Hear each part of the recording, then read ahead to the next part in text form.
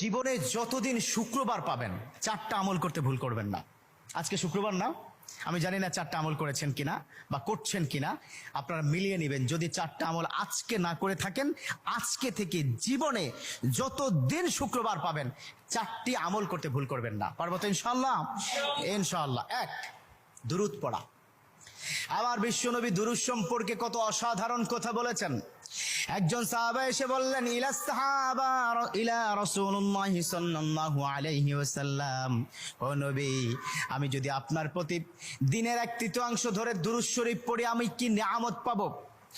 বিশ্বনবী বললেন, তুমি যদি দিনের 1/3 ধরে আমার প্রতি দুরূদ শরীফ পড়ো তোমার জন্য বিশাল উপকার হবে, আরো বাড়িয়ে পড়লে তোমার জন্য আরো ভালো হবে।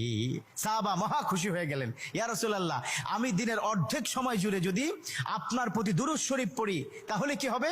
বিশ্বনবী বললেন, এটা বিশাল শুভ